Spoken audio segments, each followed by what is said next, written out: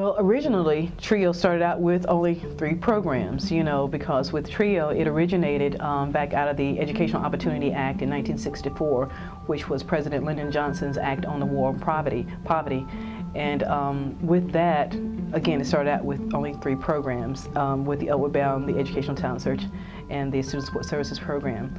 But over the years, of course, it has grown, and of course, we're serving so many more different programs under that nice umbrella of TRiO today. Well, with the Educational Talent Search Program, our primary focus is we work with middle school through high school students, and our goal is to encourage them to enroll in post-secondary education upon completion from high school. But with our Upward Bound program, we serve only 85 students in our high schools only. With our Talent Search program, we can actually serve students as early as middle school. So that's like the biggest difference, is that we can start serving students as young as those that are in middle school all the way through their high school experience in the Educational Talent Search program, whereas in the Upward Bound program, we start serving them when they enter into high school.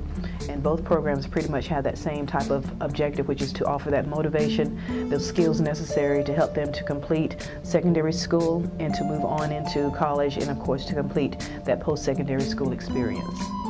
Well, the main goal is to work with students who are considered first generation, meaning neither parent has received a 4-year degree, as well as those students who meet federal economic guidelines, or you may have seen it written as students who are from economically disadvantaged backgrounds.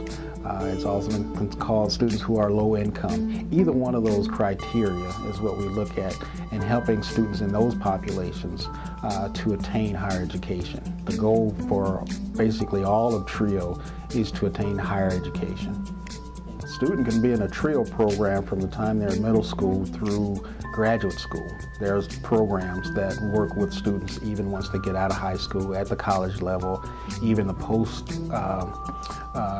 postgraduate level, for students who are looking at master's degrees as well as doctoral degrees. An individual must be, they can qualify in a couple of areas as being a first-generation individual, meaning that neither parent has a 4-year college degree. They can qualify also as an income-eligible student, meaning that the federal government sets those income guidelines. And so if a student falls into that range within what the government has already set, then again, he or she may be eligible to participate. We also have an area in which a student may not qualify in that first generation or that low income level area. But if we know that a student still need that added support, those added skills of someone to offer maybe the necessary support to help them to stay focused while they're in school, so they stay on task, to help them to complete the necessary requirements so they can graduate from high school and then enter into college.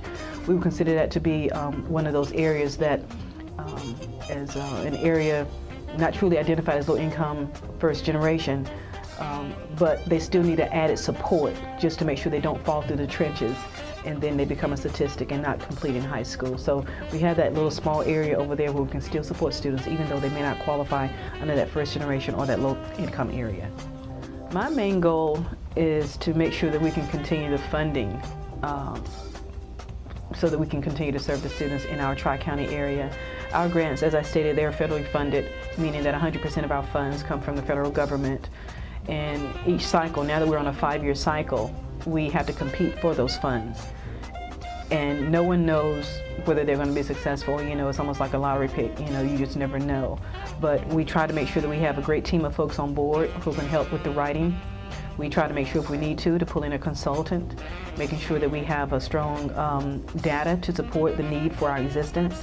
So for me, I would say definitely making sure that we have the funds available, that we have a strong application to submit to the Department of Education. And of course, the other goal is to make sure that we are properly serving our students to help them to reach their goal, which of course, again, as I said many times before, is to help them to complete their secondary school experience, to move on into post-secondary, and of course, ultimately to graduate.